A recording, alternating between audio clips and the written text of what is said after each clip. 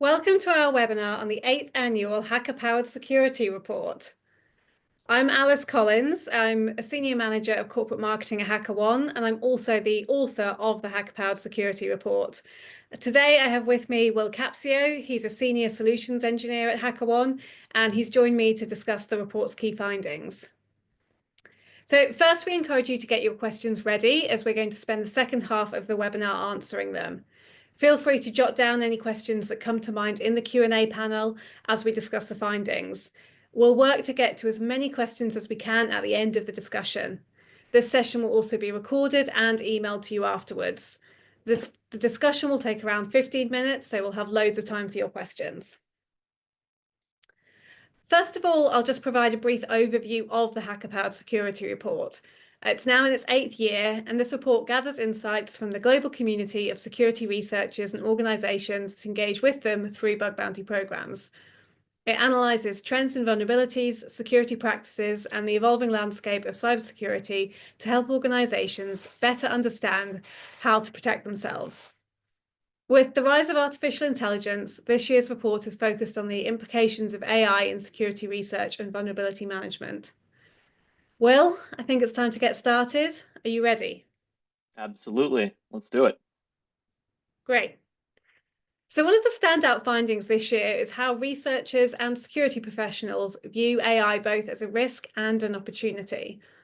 48% of security leaders said that they see Gen AI as one of the most significant risks impacting their organization, particularly concerning data integrity. What do you think is driving this perception? Yeah, that's a big statement for sure. I think part of it's a little bit fear of the unknown, kind of a classic, right? Not knowing what this really means for your attack surface in particular. There's all kinds of weird stuff that LLMs can do, expected and unexpected. So certainly fear of the unknown is a big one. We know that threat actors are out there and exploring the art of the possible with that unknown. So there's certainly some people with interest in leveraging that capability, and it's being plugged into places that it might not belong, right? And it might not even being noted internally. You know, developers may not be acknowledging or noting where these LLMs are getting plugged into the application or what they have access to or what their limitations are, what they're being trained with, et cetera. So it's overall that unknown is an expansion of the attack surface that can be really hard to quantify. And I think that's certainly a big contributing factor, if not the contributing factor here. Yeah, so shifting gears to talk about the research community. When HackerOne first launched, most hacking activity focused on web applications. And while 88% of researchers still specialize in this area, we're seeing a maturation of skill sets among the community. Nearly 10% are now specializing in AI to meet that growing demand for AI testing engagements. How do you see this evolving landscape impacting the industry? I mean, we are seeing it impact the industry in real time, right? I think, Alice, you had a hand in last year's report as well. This is an evolving trend that we're actively watching. I think one of the biggest impacts here is that it offers opportunities to hackers who are skilled in natural language. Personally, I'm not really a math person. I'm more of a natural language person. I always forget which side of the brain it is, right? But I'm more of the natural language side of the brain. So I can definitely understand how this offers hackers the opportunity to leverage some aspects of hacking that they and some parts of their brain in hacking that they might not otherwise be using. So there is the safety versus security component as well. HackerOne, we've categorized AI vulnerabilities into AI safety versus AI security, right? Security is a little bit more traditional cybersecurity. Safety is a little bit more company reputation, right? Can I buy an F-150 for $1? Can I buy a plane ticket for, or get a plane ticket for free by manipulating an LLM, right? That kind of like brand reputational risk. So there's a lot more opportunity for hackers to hack in general, and specialists will emerge. Many hackers will specialize in this, but many more are just simply adapting these skills for the new technology landscape for more broader application of their hacking portfolio, if you will. So it's definitely going to be a continuing trend, and we expect most, if not all, hackers going forward to have some level of expertise here. Yeah, especially on the safety side, we did an AI red teaming engagement with Snap, and their technical lead really said that the hackers, they didn't need expertise in AI or LLMs or anything technical, no machine learning experience, but it was just that hacker mindset that found some of the most creative findings. Yeah, I mean, just using your critical thinking skills and coming at it in new ways, that goes back to the fear of the unknown, right? Like threat actors are doing the same thing, so we want to make sure that hackers, ethical hackers, are getting ahead of them. Yeah. So speaking of the vulnerabilities themselves, the report highlights some interesting distinctions in the types of vulnerabilities reported in bug bounty programs versus penetration tests. Cross-site scripting tops the list for bug bounties, probably no surprise there, while misconfiguration leads the way in pen tests. Can you elaborate on why this is and where the differences are?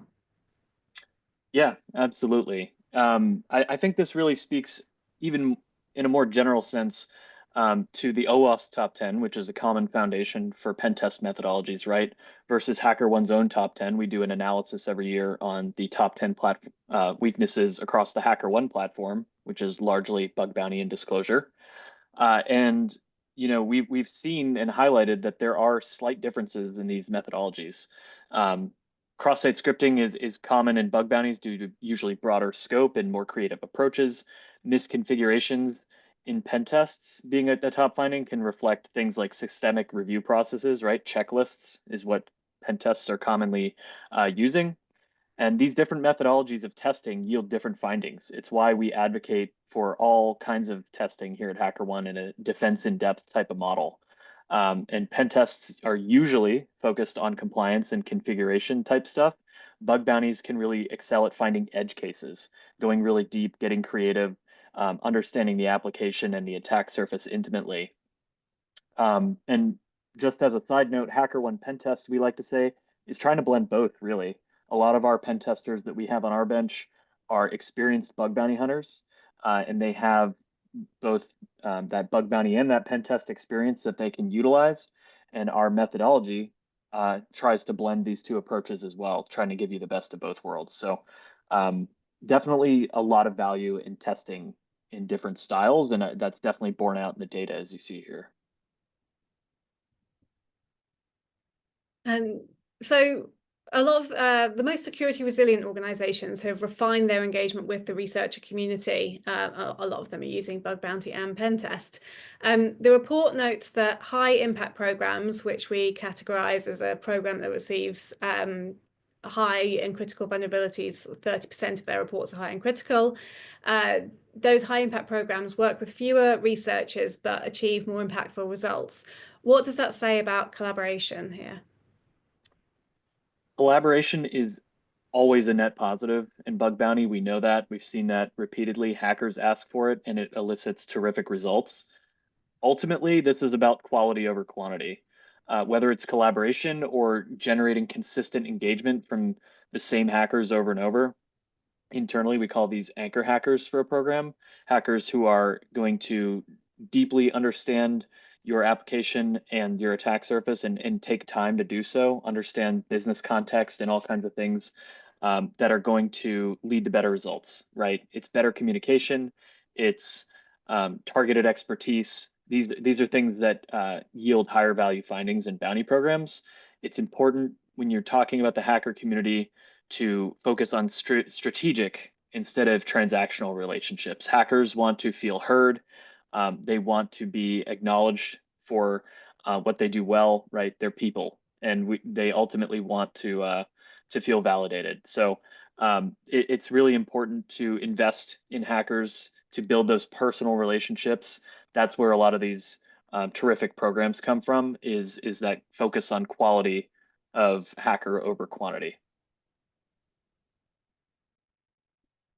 So lastly, we're seeing advancements in industries like Web3, which has 65% fewer cross-site scripting reports than the industry average. What can other industries learn from Web3 when it comes to reducing some of these very common vulnerabilities? And why does Web3 see far fewer common web vulnerabilities. You're on mute, Will. Sorry, this is not a webinar without one of those, right? Yeah, the thing about Web3, right? It's a wildly different incentive structure. They require an extremely proactive approach rather than reactive that some other industries might be able to afford, right? When we're talking about Web3, we're talking about scenarios where millions, even billions of dollars can be stolen in an instant with no recourse whatsoever, no other compensating controls. So, because of that, right, they've been incentivized to build in security considerations from the start, secured by design principles that many people try to implement. So that usually starts with using modern frameworks with better security controls. We've seen this in traditional Web 2 applications, right? We've been able to eliminate SQL injection type vulnerabilities for the most part. You'll still see them out there in some legacy apps, but for the most part, that's been a problem that's been almost taken care of, right? So Web3's done the same for cross-site scripting. It can backfire a little bit when everyone's using the same libraries and there is a really critical bug that comes through. Suddenly, a lot of ecosystems, a lot of Web3 ecosystems are vulnerable to the same thing. So ultimately, this is a step forward, I think. It's learning from past industry mistakes, and it's kind of creating a feedback loop, right? You want to have um, developers trained on the mistakes from the past and try to apply them going forward. So whether it is using more secure frameworks, whether it is applying more code review, human-led or automatic or some other type of measure, this is ultimately what we want to see, right? Is to see vulnerability types drop in an industry average. Great, yeah, and this is a great chart, and everybody can take a look at what their industry is, how they're performing against the industry average, and which reports they're seeing more than the industry average, and where they're doing quite well in actually reducing these reports. So the last thing for us two to say is please download the Hacker-Powered Security Report today. You can download that on our website, and I'm sure we'll be following up on email following this webinar as well. Now we are at the Q&A portion of the talk. So I will stop sharing my screen so you can see a little bit more of mine and Will's lovely faces, and I'll take a look at the questions and we'll dive in.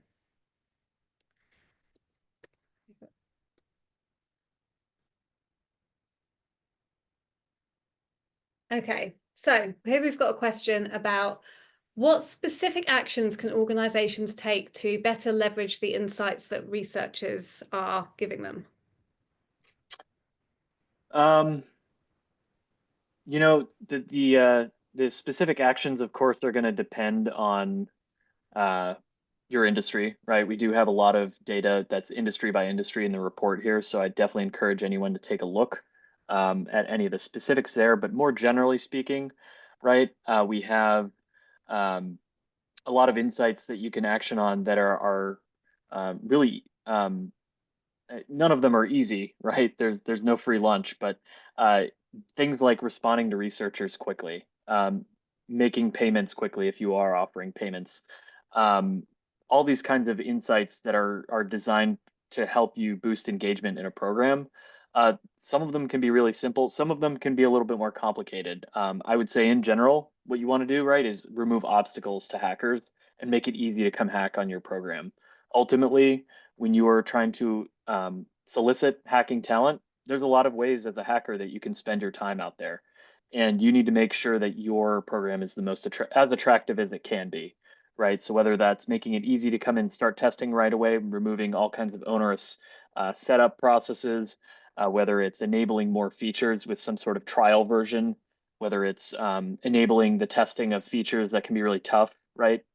Financial transactions, spending money, submitting sensitive data, all things that hackers don't want to have to do. If you can eliminate those, that's going to really help up level your program.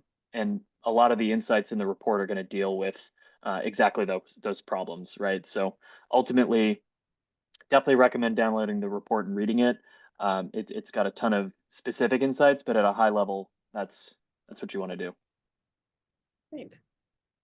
What advice do you have for reducing common vulnerabilities earlier in the software development lifecycle? I mean, we've seen that cross-site scripting is still the top vulnerability. It's been years that it's been the top. How big question, but what should organizations do to start reducing the amount they're having to pay out for bounties on these common vulnerabilities? Yeah, I know you've seen this come up again and again over the years in the report, right? But um, it's easier said than done for sure. But uh, being able to implement, basic linters and all kinds of static analysis tools, right? SAST, SCA, et cetera. Those are really important. At HackerOne, we have a product called Code Review, right? Where human reviewers are able to help you with some of the noisiness of those automated tools. So I would say that the two things that you can do in addition to tooling, right, are going to be tune your tools so they're not noisy, and as well as get some sort of humans in the loop, whether it's HackerOne or your own internal resources. Get manual eyes on the code as often as you can, and make sure that humans are ultimately vetting what gets pushed out to production. Um, okay, and then we've got a couple of questions back on the AI topic here, very much the topic of the last 2 years. How can companies balance the risks and opportunities presented by AI? You know, a lot of companies they really want to benefit from AI, but how do they balance those risks? Yeah, I mean, first and foremost, businesses have to make money and they need to serve their users, right? Convenience is really important here. That's just reality. If your LLM can create business value, it needs to. And so we, as security professionals, need to figure out how to work around that. So I think the balancing act is absolutely critical. We can't be hamstringing business operations because those are why we exist. Those are why our roles exist too. So how can they balance them? That's going to be very, very dependent on each individual organization, of course, and their attack surface and their threat model, et cetera. But I would say overall, right, asking the question, does an LLM need access to this? Does this feature really need an LLM to do its job? Those are the kind of questions you can be asking yourself at a high level. And hopefully the rest of the organization is on board as long as you're able to demonstrate that risk, right? When a HackerOne report comes in on a HackerOne program, we make the hackers, we require the hackers to have an impact statement, right? What can you do with this bug? I think that same kind of philosophy, bringing that to the AI side and asking like, what could this potentially do, good or bad, is the same thing that we should be doing when we're looking at balancing those risks and opportunities. We've just had a question come in about return on mitigation, which we had just introduced in this report and another short report as well, and more to come on that from HackerOne. But can you talk more about return on mitigation as a way of measuring the value of these programs? Yes. So I talk with customers a lot that are interested in understanding the ROI of a program, right? And that's really tough in cybersecurity. We're often trying to measure things that didn't happen. And ROI as a metric is more geared towards investment, right? And very quantifiable returns. So return on mitigation is an effort to make sure that you're accounting for all those things that didn't happen, which is can be a bit more of an art than a science. But we think we've got a decent formula here at HackerOne for helping customers understand what that truly looks like. We have a number of customers where we'll help them understand based on the results of their program, right, and where those were found in the attack surface, what could have happened there, right? Because when you can illustrate that to stakeholders internally at an organization and use a technique like return on mitigation or ROM, if you can use ROM effectively, you can really showcase what you're doing as a security team to prevent risk at an organization a lot more effectively than through other methods like ROI, et cetera. Yeah, I mean, hearing our customers talk about how they measure success is really interesting, and we've got another webinar coming up next month where we'll get into that a bit more. So I definitely recommend tuning into that.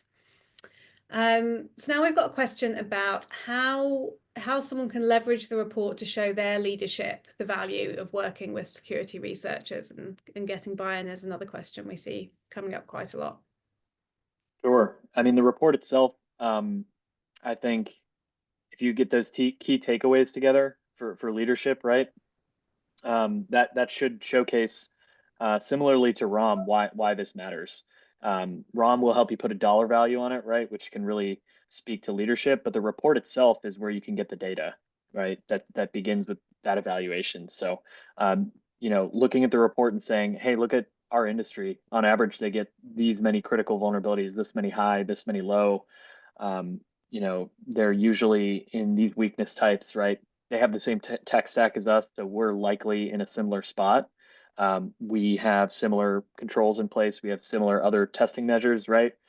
So if we ran a bug bounty program, this is what we can expect. And from there, you can start doing the math with ROM or whatever kind of metric you want to use and say, okay, if we find these bugs and we pay this much, what are we going to get for it in terms of dollars mitigated, right? And so the math can be done that way. And like you said, the hacker-powered security report, it's the starting point. It's the data that's going to enable you to do those kinds of calculations. Yeah, we hear a lot about storytelling as well from our customers, that they find the stories that researchers tell are really valuable. Okay, we've got another question here. Can bug bounty be beneficial in 2024? You might have a profile on HackerOne, but will it be helpful in cybersecurity? I think that's a question of, will bug bounty, if you're a researcher, will it help your career? I'm not a recruiter. I don't know if I can approach that from the hacker side necessarily, right? But I think it is a reflection of real world value that you brought, right? It's not some theoretical CTF. It's not a certification where you did a multiple choice test or something, right? This is, you found a real bug and you brought it to an organization and they agreed and they paid you a bounty, right? If you have a portfolio like that of work like that, I think that speaks not only to your skill, but also to your drive as a security professional. You're going out there and you're proactively mitigating real risk. That's ultimately what I would want as a hiring manager, I think. Not that I am one, but on the security side, that's, I think, a really powerful story to tell, as you just mentioned, Alice, right? Stories are important. Being able to say, I'm a hacker, I can do all these things, and I have proof of it. That's a pretty powerful story to tell. Yeah, I think the report says that around 30% of hackers are full-time bug bounty hunters. So there are people who make a full-time career out of this. And we also know other hackers who dropped out of school to become hackers, and now they have senior roles within organizations in security or have started their own businesses. I've heard so many success stories from our hackers who've really turned bug bounty into a career. Totally. Uh, okay, we've got time for maybe a couple more questions. So let's have, what are the key areas or security opportunities that you're seeing for 2025?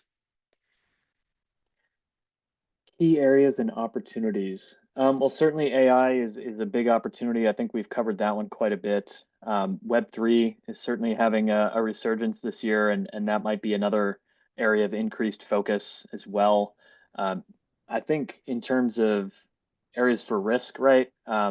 Those are going to be certainly among them, but um, uh, we have problems that we've kind of failed to overcome for the most part, right? Like ransomware is still largely unsolved, and things like phishing or spear phishing can be really tough as well. So there's a lot of areas of cybersecurity that you could get into. At HackerOne, we're really focused on AppSec, right? And certainly when it comes to ransomware specifically, we've seen a lot more focus in that area on these super severe vulnerabilities that are highly exploitable that threat actors latch onto really quickly. You'll see the CISA Kev list has become an increased focus over the last year or so, I think, of vulnerabilities that are being actively exploited in the wild that we know to be. So that's an area that I think HackerOne in particular is going to be able to help with, and something that's going to remain highly relevant here in the future. Great, thank you. Moving back to AI, this was a question that also came up at Security at the other day, but Google's Project Zero recently claimed to have found a 0 day with AI. So their AI tool had found a 0 day. And the question is, will AI replace hackers? I don't think AI will replace hackers. We need to see some real critical thinking out of AI before that happens. I know that the AI community is heavily focused on AGI, right? And actually making that happen. So if they can, maybe. Personally, I don't know if we're going to see that anytime soon. Hackers are their key skill and their key differentiator, if you will, against AI is going to be that critical thinking piece. Looking at all kinds of information and actioning on it accordingly based on their experience. So AI is tremendously useful in augmenting hacker workflows. It will continue to be a wildly useful tool. I think we even saw Google recently announced that they had an AI tool, find a 0 day. I think it was in an SSL library or something. So we are entering unprecedented territory, certainly, but I don't know if it's going to be replacing hackers anytime soon. Right. Well, I think that's a great note to end on. Thank you to everybody so much who came to attend the webinar. We will be sharing a recorded version of this afterwards, and also we'll be sharing the HackerPad security report over email as well. And if you can't wait, go now to our website and download it. Yes, thank you everyone, and thank you Alice and team for the report. It looks incredible. The website is awesome too. If you want to check out the website, we've got some really cool uh, graphics and animations that help explain a lot of the report data. So kudos to your team and thanks everyone for your time today. Yeah, thanks for joining, Will.